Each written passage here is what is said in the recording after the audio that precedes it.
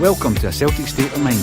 I'm Paul John Dykes, and today I'm joined by Gerry McDade. Welcome to the show, Gerry. That's great to be here, Paul John. Now, Gerry, the first time I met you was 9 years ago, incredibly, through in Greenock, and we had a good discussion about the Quality Street kids and the team that came after the Quality Street gang, which included the likes of Jackie McNamara Senior and the idol, Andy Ritchie. Andy Ritchie. Now, that's from your neck of the woods, isn't it? Absolutely, yeah. I'm a Greenock boy, born and bred. Well, technically born in Glasgow, but lived in Greenock all my life. And what's your memories of Andy Ritchie? Just a god, really, an absolute god. My first memory of him, I remember I was an avid collector and buyer of Shoot magazine, and I used to go to the Tartan Talk section they had. I started off, it was Ali Hunter that did it, because believe it or not, I was a goalkeeper, so all these goalkeepers were my hero. And then Ali Hunter obviously was in at the teams, and the next thing Kenny Dalglish did it. And I remember one from about 76, where they had a photograph of Andy Ritchie, and Kenny Dalglish said is his next big tip for the top, you know. And then there was I think it was a Jack Charlton testimonial, I think, where Andy Ritchie absolutely stole the show. He was phenomenal, and it was feverish excitement about him coming, you know. And then I remember my grandfather was a great Morton man. We used to go to Capello together and stand in the same place when I would go to see Morton as well from time to time. And he came in one night, I was off school sick, and he came in this night and he said, I can't believe we've got rid of Roy Baines, who was a goalkeeping legend down there as well. He said, but we've got this guy Ritchie in from Celtic. I said, what, on loan? And he says, no, we've signed him. It's a swap deal. I said, just kidding. I couldn't believe Andy Ritchie had come down to Morton, you know. Never thought much more of it, but then he just became, over the next 2 or 3 years, a legend. He's at the 40th anniversary this year of being the only part-time footballer to win the Scottish Football Writers Award, which I'm going to plug the night. We're doing a night with Andy in the Beacon Theatre on the 17th of May, just really about that event. But he's a big Celtic man as well, Andy, you know. He's never really forgotten. Yeah, I think he does regret the fact that he never put the work rate in, you know, because to Jock Stein, laziness was a disease, you know, and that's all he saw in Andy Ritchie at the time. But what a striker at the ball. I mean, I watched the Messi goal for Barcelona the other night from a free kick. Now, you've got an £85 million goalkeeper in goal. He knows exactly what Messi's going to do, and he can't get near it. And Alan Rough had that experience countless times with Andy Ritchie. Everybody knew where he was going to put it, and it dead balls. I've never seen anybody live, other than maybe perhaps Nakamura, maybe Luba Moravcik, guys like that as well, who could just spot the place he wanted to put the ball, and he just curled it. He was a phenomenal player. Yeah. Now, he's one of the great Scottish cult icons, isn't he? Yeah, I would say so. He appears in the lists and in certain books where people are talking about guys who should have done more. What was the reason? Was it lack of application? Was it laziness? Did he not live his life well enough in terms of diet and that kind of thing back then, Gerry? Well, they did call him Big Andy, you know, to be fair. And he's on record, he's talked about the fact that he was never what you would call a very hard trainer. That was his style, you know. I think he probably imagined that he had so much talent, which he did, that he could probably get by in the game, you know. I mean, he scored goals from the halfway line and things, you know.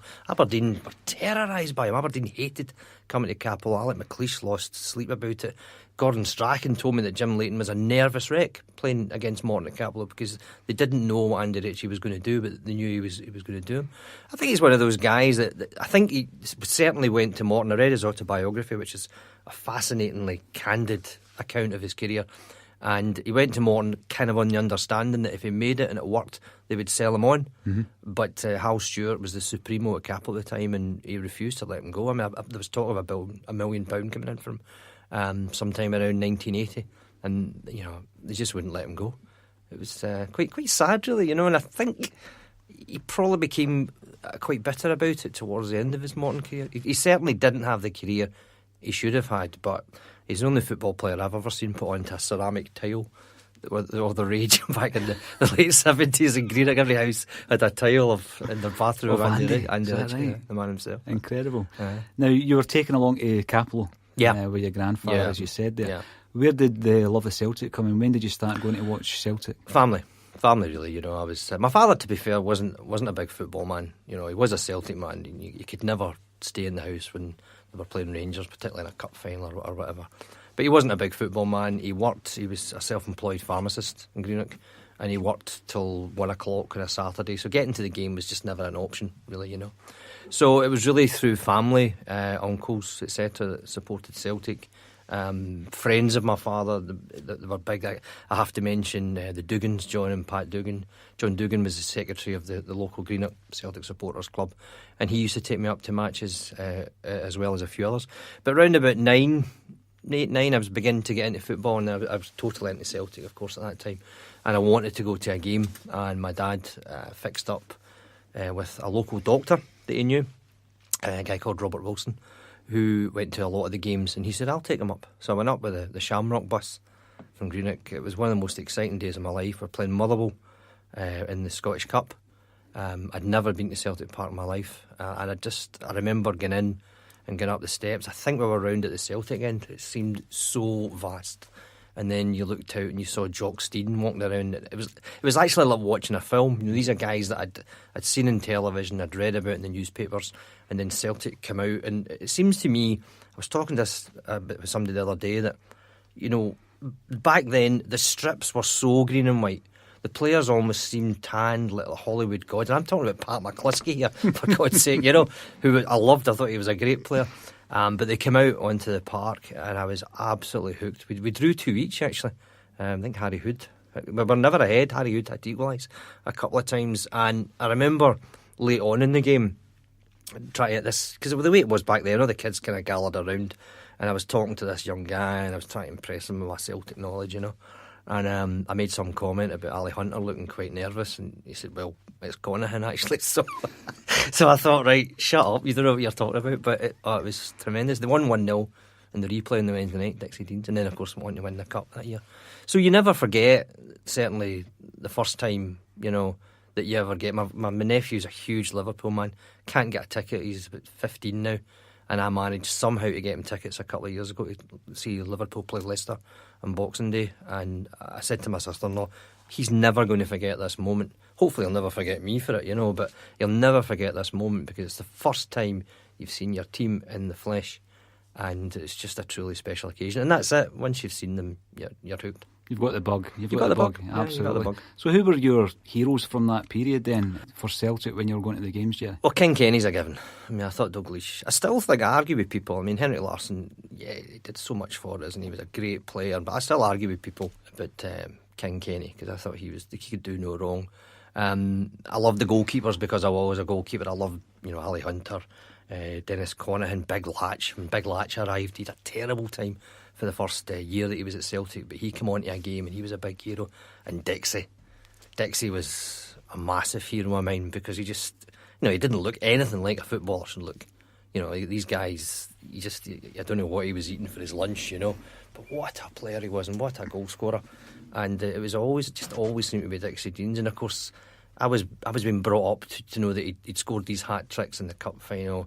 I remember vividly the 6 goals he scored against Partick Thistle. In fact, I did a programme years ago for Setanta about Dixie, a wee half-hour thing, and we had all this great footage, and I managed to get a copy of the Sunday Mail back page on the day that he'd scored the 6 goal. I think Bobby Lennox got the 7th, and he signed it for me, and it's one of my prized possessions, because it's such a memory. Another memory of that game, though, was they beat Partick 7-0 that day, and then they played them at Firhill later on in the season, and I put on a 10-pence bet with my next door neighbour that Celtic would win. They get beat 2-0. I couldn't believe it. So these are things you never forget, you know. Absolutely. Now, with regards to your love of Celtic, that has developed into you writing about them, staging plays about some of the icons. Sure. And I'm really interested about the fact that you've got such a wide array of different mediums, Jerry, that you have been involved in. What was your introduction to being involved in writing about Celtic, working on productions that were used by Celtic? Yeah, the road to that actually stems, funnily enough, from Radio Scotland. I'd started to write again. I'd written when I was at school, and then I'd get in, as you know, I'm a hairdresser to trade. I went into that game, and then you work in on a Saturday, and I drifted away from a lot of things, and then I started to get the bug to write again, and I'd written some stuff, and a local author had said, send it to the BBC. BBC get back to me and said, could you write gags for Off the Ball? So I did that for about 3 or 4 years as well, and then I started to write a wee bit more, and I met people through that. And then what happened was I met the guy whose company was producing The Road to Seville, phoned me up the week of the final, and he said if they win the cup and if they win the league, Celtic want him to get, a video of it. It was a video back then, it wasn't even a DVD. And he said, we're looking for someone who knows the game, knows the Celtic, and can write a script. I said, hello, So obviously I sat at home, watched them lose the final, which was just... That was a strange one for me, actually, because I remember saying to my daughter, win, lose or draw, I'm going to enjoy this, because I never thought I'd ever see Celtic in a European final, and I did. So and they lost, and then of course the following Sunday the league went as well, and I thought, well, that's the end of that. And then I got a phone call from the guy that says, no, Celtic still want to go ahead with this because it's historic, Mm-hmm. So I wrote the script for it, The Road to Seville, and didn't get credited for it, which annoyed me, but I was naive to it, I didn't really know. And on the basis of that, it did very, very well, and I spoke to the production company about it and said, look, any more of these gigs going? And they said, well, actually Celtic are taking it in-house now. So they gave me the name of a guy to contact, and I did, and funnily enough, Tony got back to me. Tony Hamilton, of course, got back to me within 20 minutes of my email and said, look, come up and speak to me, So I got lucky. I get in at a time when they were expanding, they were doing a lot of things, and they could probably use somebody to offload and just say, write a script. So I started with Chris Sutton's DVD, Sutton Impact. Sutton Impact. Oh, I loved it. I came up with that. I loved Still the got title. that. And Celtic Dragon, I did John Hartson's as Yeah. well. So that kind of started me off, and then it was the next thing I was doing season reviews and things. So I've been very fortunate. I've always regarded the one I did as the last one I'd probably get to do. So I've been doing a lot of them. Funnily enough, in light of recent events, my wife and I sat last week and watched the Billy McNeill DVD. And funnily, I was talking to a friend of mine's mother the other day, very, very pally with the McNeill family. Her and Billy and Liz and her husband Johnny were very, very close, and she was telling me that they were with Billy in his last days, and it was very emotional. And then one night, for a wee bit of the relief, they put on the DVD and they sat and watched it, and tears were shed. And then the next thing, when the credits come up, she'd never realised that I'd written it. Right. So she was sitting saying, I can't believe it, we had this conversation about you, and you were at school with my son. And I said, it was quite emotional. It's quite emotional doing it at the time, to be quite honest. Yeah. But then to sit and watch it. So it's been a privilege to be involved in all the projects, but particularly ones like that have a bit of poignancy, because the chances are there's a lot of people this last 10 days or so have maybe opened a wee bottle of whiskey and sat down and watched and just remembered. Mm-hmm. And that's what football's all about at every level. It's not just about the 8 in a row and all that's great, loving it, but it's what you remember, and people remember guys like Billy McNeill and Stevie Chalmers as well, for the obvious thing. What's your memories of Billy then, yourself, as a fan? As a fan, I came into that period of Celtic late in Billy's career. I saw the last couple of years of him. I didn't see him at, quote, his imperious best, but I was told such an outstanding player. But what I found particularly sad about Billy dying was he was my manager. He really was, because Jock was my manager, when I first get involved in it. But he was on this whole level, whereas by the time Billy took over, there was no one else that could take over other than Billy McNeill. So he became my manager, and that's why I felt quite sad about it, that I felt I'd lost somebody like that. Mm-hmm. Just a tremendous character. He totally and utterly embodies Celtic to me. I think more so than I know Jimmy Johnson was the greatest ever Celt. I would probably take issue with that and say the greatest ever Celt has to be Billy McNeill, because on every single level he was Celtic. He's renowned throughout the world. We've seen it. He was Mr. Celtic because he captained them. Archie McPherson talked about how handsome he was. He had all the attributes to be a Hollywood hero, and he was Celtic to me. I was very, very fortunate. I met him quite a few times. Again, I did a programme in 2008 for the 20th anniversary of Centenary season. I did that for Setanta Sports, And the great joy of that was to interview Billy McNeill and just talk about it. And we talked about his earlier Celtic phase, but once we started getting into the meat of that season, so I met him a few times, I spoke to him, I interviewed him, and that was really, really special for me, Yeah, interestingly enough, we spoke to Sean Fallon Jr. and he informed us that he was speaking to Billy 15 years ago. And one of Sean's biggest regrets, Sean Senior, was the fact he didn't win a trophy when he was running the side in 75-76 in the absence of Jockstein.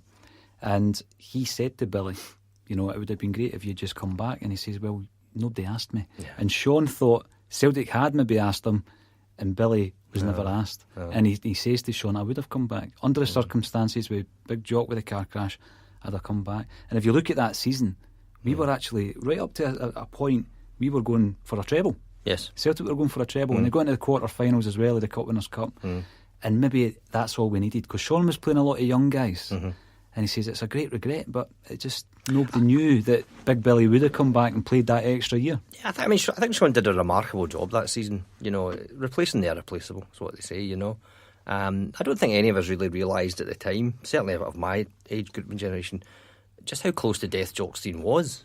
It was the day I was going on holiday. It was Green Fair Saturday, I always remember it. And we got a phone call about 11 o'clock or something in the morning. Somebody said, listen, Jockstein's been in a car crash. Well, what did that mean? So we knew he wasn't dead. That's what you'd heard. And we all went away on holiday, and that was quite the thing. But it's only when you come back and then you saw the wreckage, and you thought, that's the sort of thing that took Eddie Cochran from us, that sort of thing that you went in and you just had this. And of course his life was saved by the fact he was driving a big state-of-the-art Mercedes. If he'd been driving anything less, he would have been dead.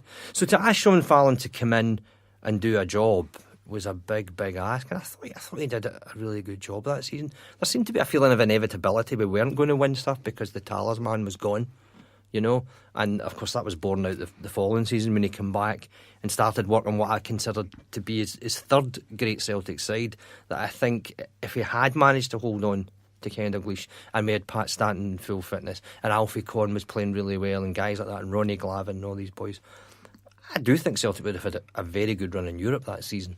But there it goes, it wasn't to be, We've spoken about the tail end really of the Lions, and then obviously the Quality Street kids came in, Gerry. It's the belief of Sean again, who thinks that there was a change in culture around Celtic Park in terms of the board being prepared to cash in. Had we managed to keep those guys together, your George Conley, Davy Hay, McCarry, Dalglish, surely Celtic would have won another European Cup. I think it's probably what took the heart out of Jockstein, to be honest.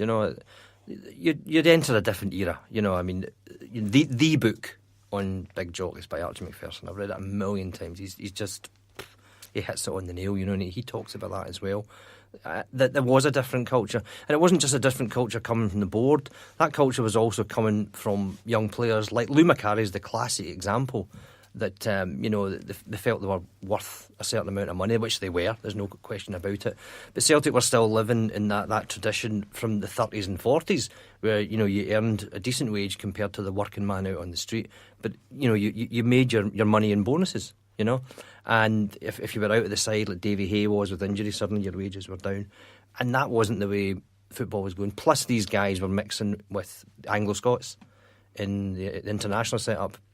And they'd be telling them about the riches that were involved, for what they were doing, just for kicking a ball. Even if you were out injured, you were still getting this top line money, and that obviously seeps into players.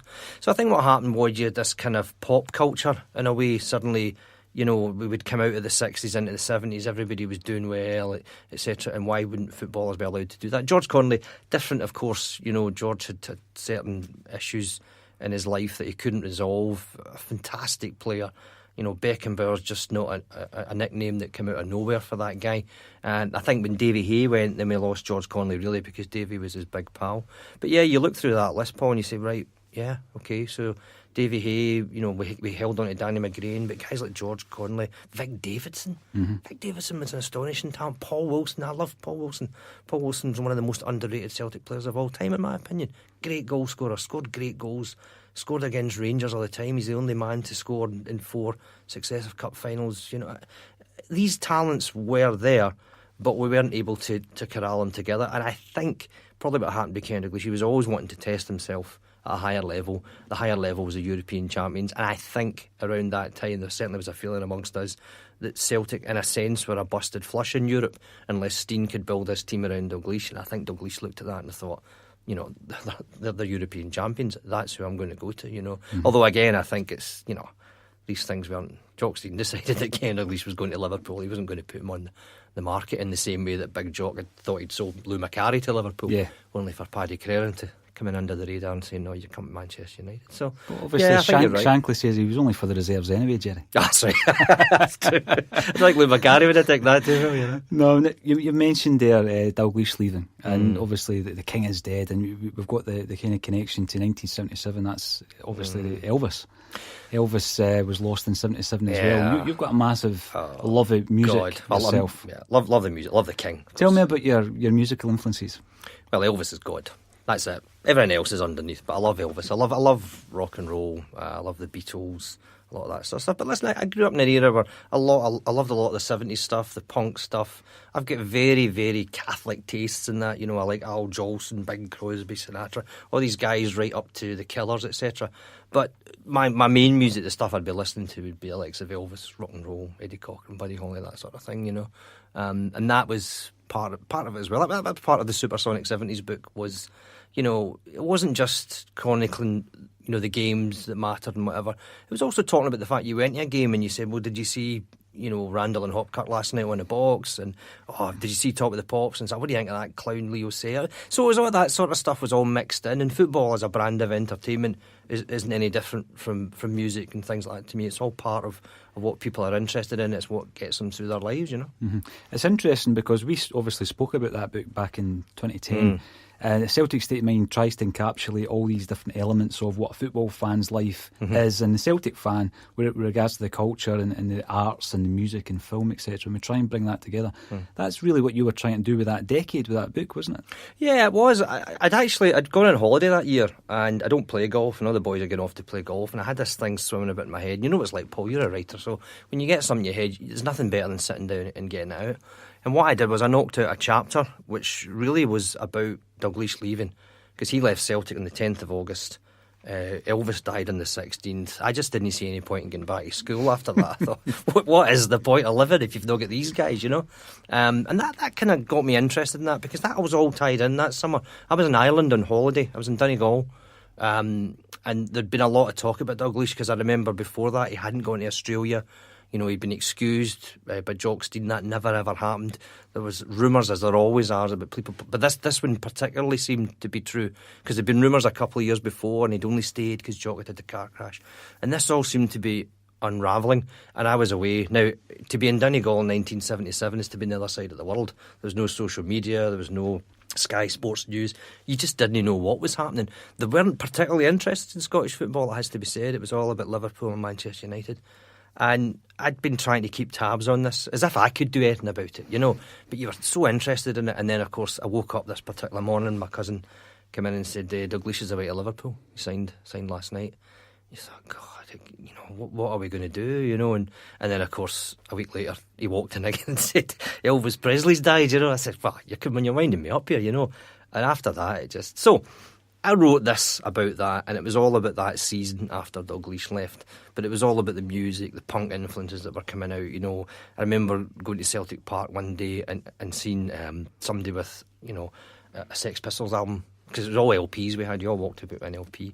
This guy was going to the match. He'd corkscrew hair. It was all painted green. It was a punk. No, you know, I lived in Green. You didn't really see punks in 1977. And you went to the game and you saw this, and you saw the guy carrying his LP, and I thought that just encapsulates what this is all about. You know, you've got your music and you've got your football, and that's what I kind of wanted to capture. And as I say, when you went to a game, you also talked about what was on the box. Aye. Starsky and Hutch. That was, you know, you watched Starsky and Hutch. You went and you get your tea and toast, and then you waited for Sportscene to come on. That's what everybody did, you know.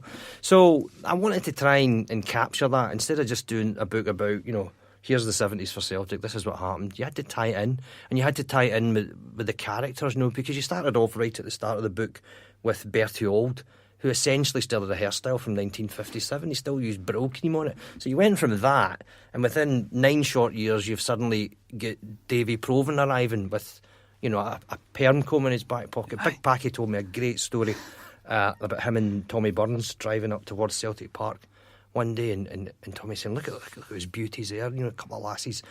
They had the long permed hair, they had the tight cords, they were gorgeous. And then they turned around and it was Davy Provan and Johnny Doyle, And you thought, well, that's the change in the fashions that were happening at the time as well. So you try to capture that, and you try to, as incongruous as it sounds, you try to write a book in a different way about football that's not just about... Because I devoured all the playing for Celtics, season on season. Oh, they were amazing. Amazing books, Season on season, you devoured them. But you wanted to do something a wee bit different. You wanted to do something a wee bit more light-hearted. Because it's... football's an entertainment, as I say. You get as many laughs at a game as you'll get anywhere. There's always something to... I remember we all laughed when Frank Monroe hooked the ball past Peter Latchford into the goal against St Mirren, even though this was a season of disaster.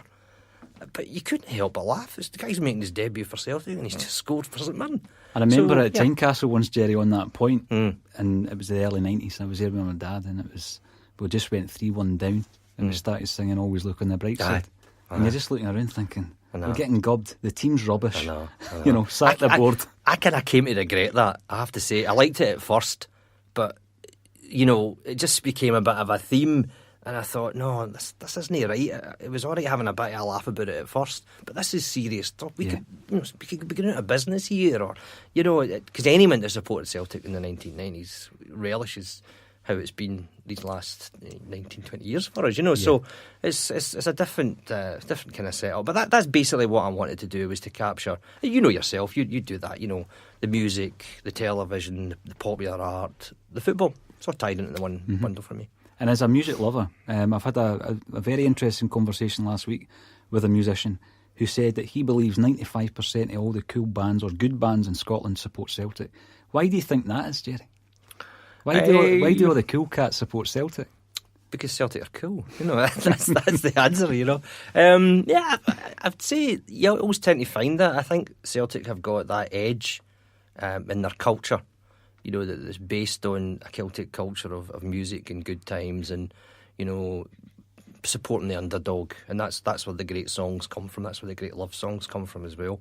And I think that's why a lot of musicians identify with Celtic. The drummer in my band's a rabid Morton supporter. Can't stand either Celtic or Rangers, but would support both of them in Europe, funnily enough, if they come in. But I think that's probably why it's got more of a connection with Celtic-minded musicians. Mm-hmm. And you've just mentioned your band there. Tell us a wee bit about your band. How long have you been running? What kind of things do you play? That's just a hobby.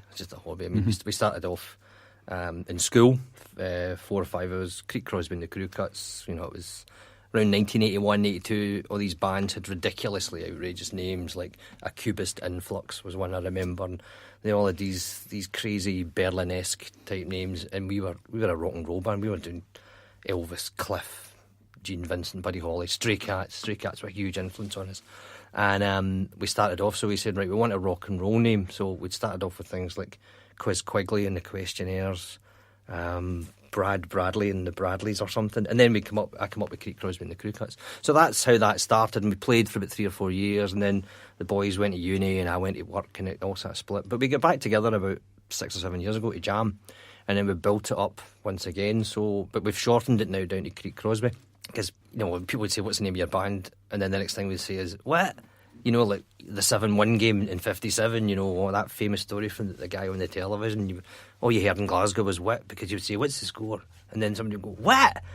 So that's when it came with Creek Crosby and the Crew Cuts. So we shortened it to Creek Crosby. We do some of our own stuff, but predominantly it's rock and roll, a wee bit of country thrown in, a lot of blues, that sort of stuff. And we play around, anywhere it'll take us, to be quite honest. But Glasgow, mainly. It's difficult now because you've got 5 guys in their 50s trying to get together to rehearse. It's hard enough. I've promised to come and do this for you for about 2 years. So it's hard to get guys together, When you send a message, you look at the last one, oh God, it was 2016 that we last tried to set this up. Yeah. But I remember in the last few pages of your debut book, the plan was to then do the electronic 80s. Mm-hmm. Is that something you might go back to? I might go back to that, yeah. I'd like to go back to that. I think the 70s was much easier to do because, all I had back then was football and music and things. So you were at school, it was all you're about. The 80s are a wee bit hard because, as I said, you know, by 1982 I'd moved out of school and I was into work, and the work was hairdressing, so you worked on a Saturday, end of, no arguments about it. So you didn't so much drift away from the football, you were still involved, and you were still looking for it, and you would get it on the radio and things. But by natural force, you're not as involved as you were, so I'd have to probably do a lot more research about something like that. You know, obviously doing Packie's book meant, you know, I was getting really up on it from that side of things. I would still probably like to do the electronic 80s, yeah, probably. It's one from my era. I would enjoy that myself. Well, you're younger than me. So. Yeah. No much, no much, Gerry. You mentioned Packie there again. He was one of the guys. There's a few players that I look on in the history of Celtic, where you think there's got to be a book in that. There's got, you know, Paul McStay. There's got to be a book in John Clark, although he doesn't want to write it. And Packie was one of them. So how did that come around? That I think you asked him more than once to try and get this off the ground. Yeah, I met Packie for the first time. I was working at that point for Celtic. I was working for Celtic TV. I was presenting the Huddle show, and we had a cup final coming up in 2013, and we always did a cup final preview show. And we were banding names about it. And I said, why don't we get Pat Bonner in? You know, because he's got this great pedigree. He played in cup finals. He's won cup finals. He's lost cup finals. Astonishing Celtic career. And frankly, a hero. He was just a hero of mine because A, he was a goalkeeper, and B, he was a Celtic goalkeeper. So I phoned him up, and sure enough, he said, I'll come down if you want. So he came in and we did the show. And he was great. Really, really good. Some great memories. Didn't need much prompting at all. You know, he could recall everything you would talk, and that's quite unusual because a lot of footballers, they don't remember their career, even though you remember the very second they took a corner and things. You know, so we got on quite well. I bumped into him a couple of times after that. I did say to him that first day, "Why have you never done a book?" And he said, "You know, Gerry, I don't want to be doing. You know, I do a good Packie Bonner. You know." I said, "I don't know if I want to be doing a book. Who would want to read a book?" You know, I said, "Well, you know." No Celtic goalkeeper made the appearances that you made. He's 641 appearances. He's fifth in the all-time list. That'll never be equalled by a goalkeeper, in my opinion, you know. So I thought he had a good story. So I kind of banged on a couple of times. I was still doing some stuff for Celtic. He came in a match day. I met his wife, and tremendous female person. She just said to me, you know, what's the problem? I said, get me to do a book, you know, and why don't you do a book? So we kind of kept going, you know. And then what happened was I've been lucky enough to compare and host Greenock Celtic supporters sportsman's dinner for a number of years, and generally I try and get the guys at someone down that I can speak to, you know. So we said, let's try and get Packie down. So I phoned him up and said, would you do it? And he said, yeah, great. Only thing was, he was in Manchester that day and he was flying back up to Glasgow. I said, look, no worries, I'll pick you up. Oh no, I said, no, I'll pick you up, take you down, and I'll take you home at night. Fine. So he came down with a right good blether in the car.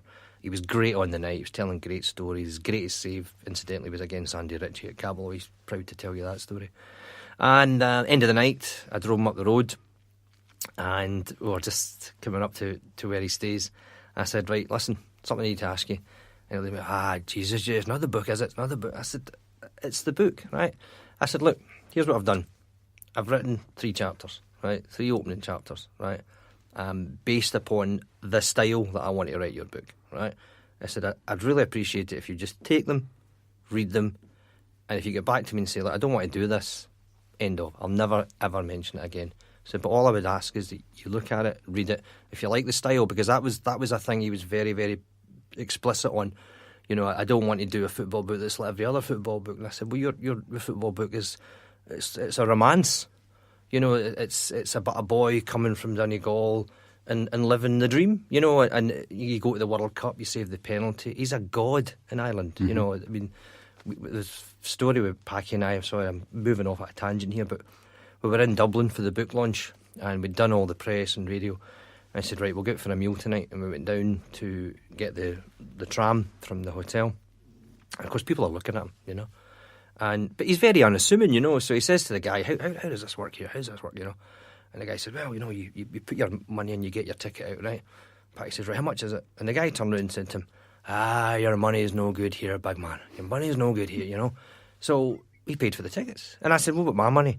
And he says, are you with the big man? I said, aye. I said, nah, your money is no good. So that's the kind of aura that he has around Ireland. So It coincided with the 25th anniversary of the save in the World Cup. It changed his life. I mean, he says that himself, you know. So anyway, he's got the 3 chapters, and he phoned me up out of the blue a few weeks later and just said to me, how would this work then? How would this? You know? So I said, like, let's meet up. So we met up for a coffee. I remember he actually asked me, I was prepared for everything, you know, what he was going to ask me, how does it work, etc., etc. And then he turned to me and he says, now, answer me this. Why should I get you to write my book? And I said, I hadn't even thought about it, you know. So I said, well, you know, I know your career inside out. I said, my roots are all Donegal. I know the people, I know the territory and all that sort of stuff, you know. I said, but, you know, I'm not a journalist, Packie. I'm not going to write your book. You know, forgive me, a lot of journalists. I said, I'm a writer. I write fiction as well, and your story has all the hallmarks of fiction about it because, you know, you were Jock Stein's last signing. You made your debut on St Patrick's Day.